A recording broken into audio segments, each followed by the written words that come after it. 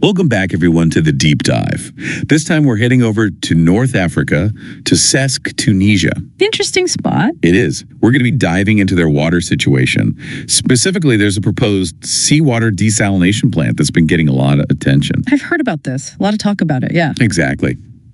And, well, we've got a pretty big stack of info to sort through. Oh, let me guess. We've got the engineering reports. You know it. Plus, we've got environmental impact studies. Of course, got to have those. And to top it all off, some pretty in-depth financial analyses. Sounds like we've got a real puzzle on our hands. It really does.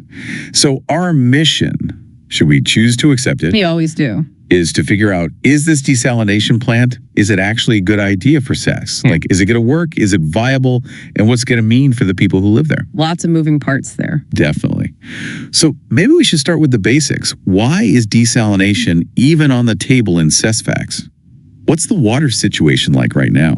Right. So Sfax, they get their water from a bunch of different places. There's the North Water Transmission System. Okay, yeah. The Jonas Betla groundwater transmission system. Got it. And then, of course, they also tap into local groundwater. The problem is, all of these sources, they have a pretty high salinity level. So the water's kind of salty. More than kinda, actually. It exceeds even Tunisia's what they call provisional drinking water standards. So it's not just about taste, right? That can't be good for people. Exactly. High salinity, it can cause a whole bunch of problems, health issues for sure, and it can even damage infrastructure. Oh, wow. I hadn't even thought about that. Yeah, it's a big deal. So that's why they're looking at this desalination plant. They're hoping it'll improve the water quality and take some of the pressure off those other sources. Okay, that makes sense. But I got to admit, when I hear desalination, I think like sci-fi movie stuff. How do they actually take the salt out of seawater? Well, it might sound futuristic, but the technology is actually pretty well established. And for this plant in Sfax, they're proposing to use what's called reverse osmosis, or RO for short. RO, okay. I've heard of that, but I don't really know how it works. Imagine a membrane, right, with these incredibly tiny pores. Okay, tiny pores. So tiny that water molecules can squeeze through, but those bigger salt ions, they get blocked. So it's like a super filter for seawater. Basically, yeah. It's a pretty Okay. neat way to separate the salt from the water. That is pretty cool. But is RO the best way to do it? Like the most efficient? In terms of energy, yeah, it's the most efficient method we've got right now. The study actually compares it to other methods like multi-stage flash distillation, where they heat up the water and evaporate it. But RO uses way less energy. That's good. Sustainable and all that. Exactly. They're aiming for 4.7 kilowatt hours per cubic meter of water. Okay. Is that good? What does that even mean? It's really good. It means they're using very little energy to produce a lot of water. Some other methods use 2 or 3 times that much energy. Oh, wow. That's a big difference. Yeah, so RO is definitely the more sustainable choice in the long run, especially with energy prices going up and everyone worried about climate change. Right, right. But the study also mentioned that these RO membranes, they don't last forever, right? They wear out. Is that going to be a big problem? It is something they need to consider, for sure. They actually looked at data from a similar plant, 3 years of data. Okay, and? The membrane, well, it wasn't perfect after 3 years. The water was still drinkable, but the salt levels did start to creep up a bit. So it's not a set it and forget it kind of thing. Nope. They'll need to keep up with maintenance and replace those membranes every so often. Makes sense. Keep everything running smoothly. Right. And that's all factored into the costs, you know? Yeah. The study takes all that into account, so they have a good idea of the long-term viability. Okay, good to know. Yeah. So let's talk about the plant itself. This is a pretty big operation, right? Oh, yeah, it's massive. They're aiming to produce 200,000 cubic meters of water every single day. Whoa, that's a lot of water. Enough for a city of like 200,000 people. So you can see the potential impact it could have on their water shortage. Yeah, that's huge. Yeah. And the study says they want to build this intake system, these pipelines that go 3.6 kilometers offshore. Why so far out? A couple of reasons. Mainly cost. It's actually cheaper to build the intake that far out than on the shore. Really? Yeah, when you factor in stuff like buying the land and the risk of coastal erosion, it's more cost effective to go further out. So they're thinking long term, trying to balance the costs and make sure it's sustainable. Exactly. Plus, they did their homework, checked out the seabed conditions. They say it's perfect for using the open cut method to bury the pipeline, the cheapest way to do it. Smart. So what about the leftover stuff? The brine? What are they going to do with that? Super salty. Oh, yeah. Yeah. Brine discharge is a big concern with any desalination plant. If they don't handle it right, it can really mess up the ecosystem. That's why they've chosen this multi-nozzle discharge system. It's designed to spread the brine out over a wider area so it doesn't get too concentrated in one spot. So less damage to the environment. Yeah. Good thinking. Right. And they're especially worried about these seagrass meadows, Posidonia oceanica, they're called. Posidonia oceanica. Yeah, it's a protected species, really important for the Mediterranean ecosystem. They create these big meadows that are like homes for tons of marine life. They help produce oxygen, and they even protect the coastline from erosion. The study talks about the potential impact of the brine on these meadows and what they can do to minimize the damage. Sounds like they're trying hard to protect the environment while also giving people clean water. It's a tough balance, but that's why they do these studies, right? To figure out the best way to move forward. Definitely. So let's move on to the money part. This plant can't be cheap to build. Oh, it's going to cost a lot.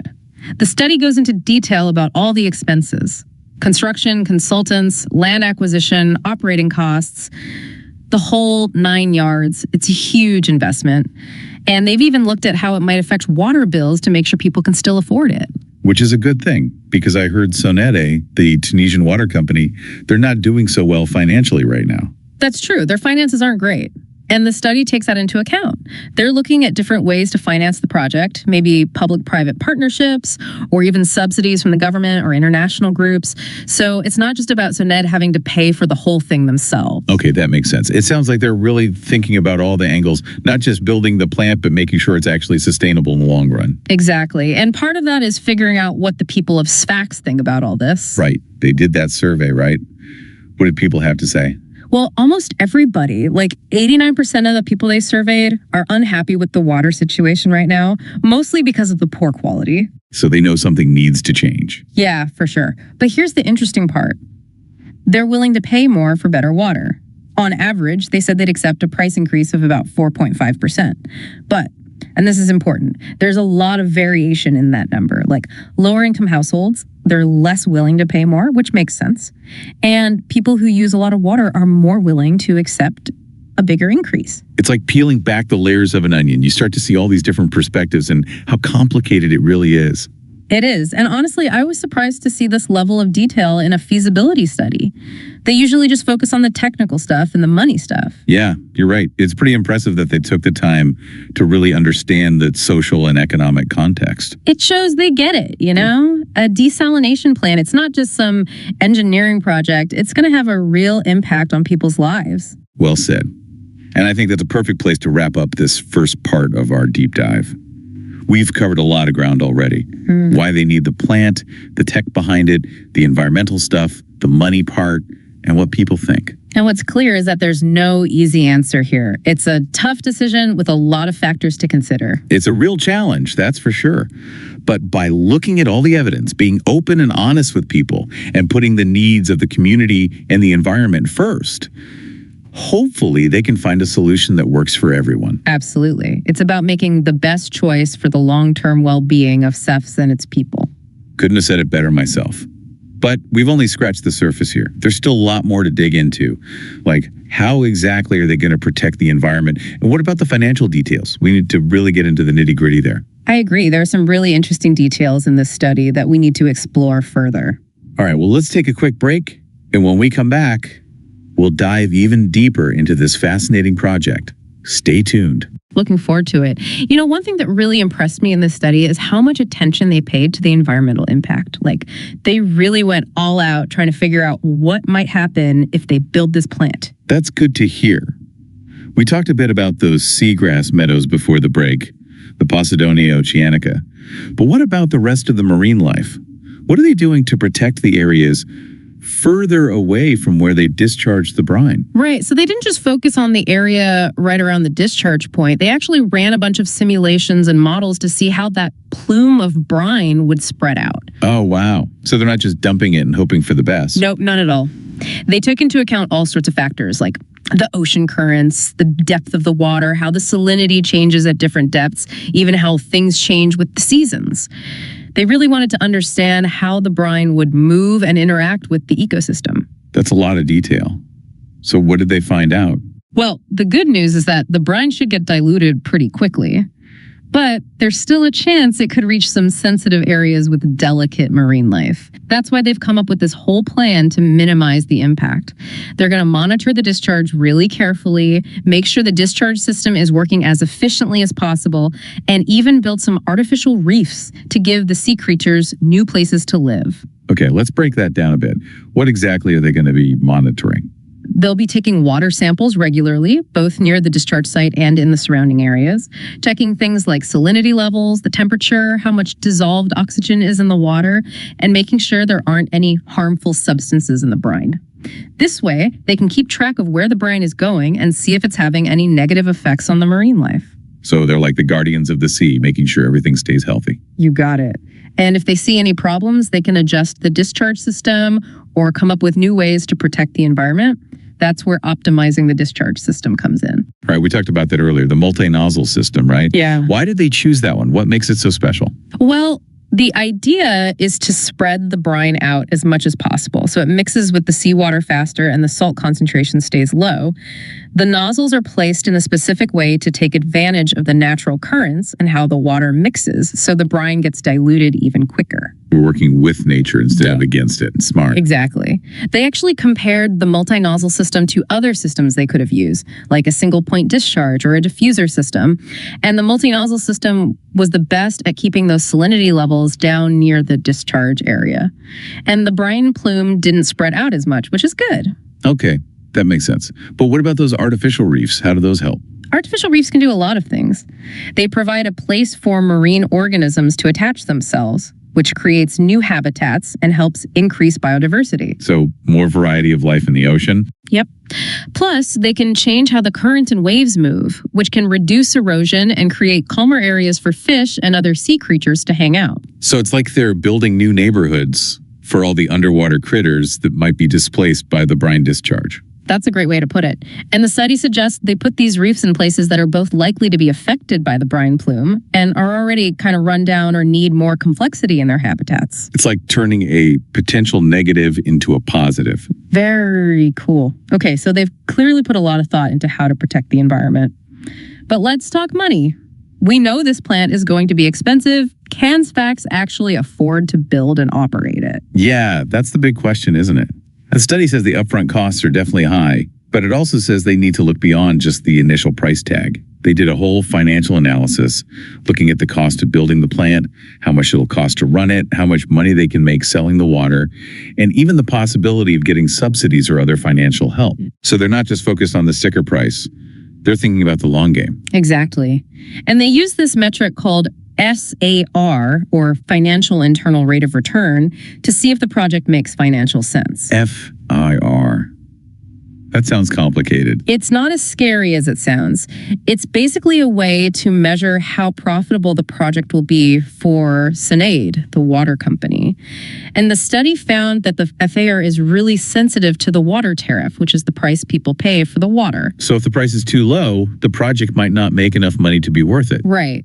But if they charge too much, people might not be able to afford the water, especially lower income households. There's that balancing act again, making sure the project is financially sustainable, but also affordable for the people who need it. You got it. They also looked at the FEA-BARA, or Economic Internal Rate of Return. Wait, another one. How is that different from FAR? EIR is kind of like a FIR, but it looks at the bigger picture. It includes the financial stuff, but it also considers things like how many jobs the project will create, how it will affect the overall economy of the region, and the positive impacts of having cleaner water. So it's about the overall benefit to society, not just whether the water company makes a profit. Precisely. And the EIR for this project is actually much higher than the IRR, which suggests that the benefits to society as a whole are greater than the financial costs. So it's a good investment for SPACs overall, even if it's a bit risky for Seawater. That makes sense. A project like this could really boost the local economy. More jobs, more businesses, better quality of life for everyone. But Seawater's not exactly rolling in dough right now, are they? How are they going to pay for all this? That's a legitimate concern, but the study looked at a few different financing options. Public-private partnerships, for example. That's where a private company would put up some of the money and operate the plant for a while. Oh, like a joint venture. Exactly. Or they could get subsidies from the government or maybe even some international organizations. So it's not all on Suniti's shoulders. There are other ways to make this happen. Yep. And they even analyzed how different financing models would affect water bills. They know they have to keep the water affordable or people won't support the project. It's all connected, isn't it? The environment, the money, the social impact. It really is. This feasibility study is impressive because it tries to anticipate potential problems and come up with solutions before they become big issues. That's good planning. This whole discussion has been really eye-opening. It's clear that this project is way more complicated than just building a plant and filtering some water. Absolutely. It's a reminder that big infrastructure projects like this have a huge impact on people's lives and the environment. It's not just about engineering, it's about social and economic factors too. Well said. We've covered a lot of ground, but there's one big piece of the puzzle we haven't talked about yet. What about the people of Fairfax? How do they feel about this project? What are their hopes and fears? That's where things get really interesting. You're right. That's the human side of the story. And that's what we're going to explore next. All right, so we've talked about the tech stuff, the money stuff, the environmental stuff. But what about the people? What do the folks in Fairfax actually think about this whole desalination plant idea? That's where this study really shines, you know? Remember that survey we keep mentioning? Well, they didn't just ask about water quality and how much people are willing to pay. They actually dug deeper, tried to get at people's concerns, what they care about most, and what they hope for the future of their city. Oh, interesting. So what did they find? Any surprises? Well, one thing that jumped out was that, yeah, people really want better water. I mean, almost everyone agrees on that. But their support for the plant isn't a slam dunk. They're worried about a few things. Like what? Well, for one, they're worried about jobs. You know, what happens to the people who work in the traditional water sector if this new plant comes in? Oh, right. That makes sense. And then there's the fishing industry. The construction's going to disrupt things for sure. Yeah, that's a valid concern. And then there's the visual impact. This plant is going to be big, you know? Yeah. It's going to change the look of their coastline. Some people are worried about that. I get it. It's their home. Right. They want to protect it. Exactly. And the study actually addresses these concerns. Like, they talk about creating training programs for people who might lose their jobs because of the plant. You know, give them the skills to work at the desalination plant. So help them transition, not just leave them hanging. Right. And they emphasize the importance of communication, being open with people, listening to their concerns, and making them feel like they're part of the process. You know, not just telling them what's going to happen, but actually working with them. So more of a partnership than just a, we're building this, deal with it kind of thing. Exactly. And it's not just about avoiding negative impacts. It's also about finding ways to make this project benefit the community as a whole. Like how? Well, for example, they could use the desalinated water for irrigation. You know, help farmers grow more crops. That would create jobs and boost the local economy. It's like a ripple effect, right? Clean water leads to more opportunities, a better quality of life for everyone. That's the idea.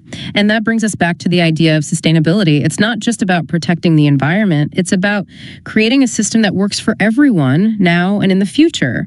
A system that's good for the economy, good for society, and good for the planet. It's about thinking long term, making sure future generations have what they need to thrive. Exactly. And that's why I think this feasibility study is so important. It doesn't just look at the technical stuff. It really tries to understand how this project will affect people's lives and how to make it work for the community as a whole. It's a blueprint for responsible development, taking all the factors into account, not just the bottom line. I couldn't have said it better myself. So as we wrap up this deep dive, what are the big takeaways? What should our listeners remember about this whole desalination project?